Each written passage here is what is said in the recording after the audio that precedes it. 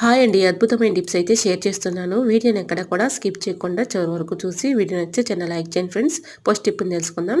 Eggs boil చేసిన తర్వాత eggs పై ఉన్నటువంటి పెంకులు తీయాలంటే చాలా ఇబ్బంది పడుతూ కష్టపడుతూ ఉంటాం కదండి.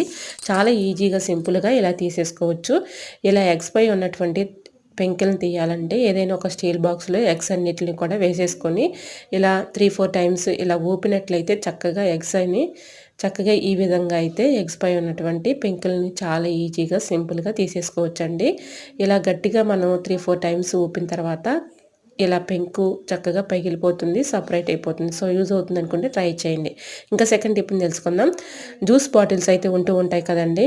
జ్యూస్ బాటిల్స్ చిన్నవి ఒకటి తీసుకుని ఈ విధంగా నేను కట్ చేసుకున్నానండి. మధ్య పార్ట్ తీసేసి పై పార్ట్ కింద పార్ట్ ఇలా అమర్చుకున్నాను. రూపాయి ఖర్చు లేకుండా ఇంట్లోనే ఈజీగా రూమ్ ఫ్రెషనర్ లాగా ఉపయోగించుకోవచ్చండి.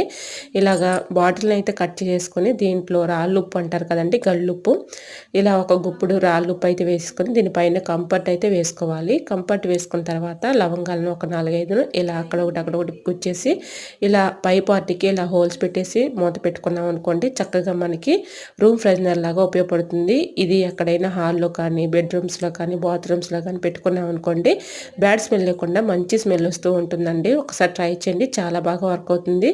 ఇంట్లో బ్యాడ్ స్మెల్ ఎక్కువగా ఉన్నప్పుడు రూమ్ ఫ్రెషనర్ లాంటివి కొనే పని లేకుండా, రూపాయి ఖర్చు లేకుండా ఇలా ఇంట్లోనే ఈజీగా సింపుల్గా ఎలా అయితే ట్రై చేయండి, చాలా బాగా వర్క్ అవుతుంది. సో యూజ్ అవుతుంది అనుకుంటే ట్రై చేయండి. ఇలాంటి మరెన్నో ఇంట్రెస్టింగ్ వీడియోస్ కోసం నా ఛానల్ లైక్ చేసి సబ్స్క్రైబ్ చేసుకోండి. ఫస్ట్ టైం మన ఛానల్ ఎవరైనా చూస్తుంటే ప్లీజ్ అండి ప్రీవియస్ వీడియో చూసి మీకు నచ్చితేనే ఛానల్ని సబ్స్క్రైబ్ చేసుకోండి. వీడియో నచ్చితే ప్లీజ్ అండి వీడియో లైక్ చేసి మీ ఫ్రెండ్స్ అండ్ రిలేటివ్స్ షేర్ చేయండి. Thanks for watching.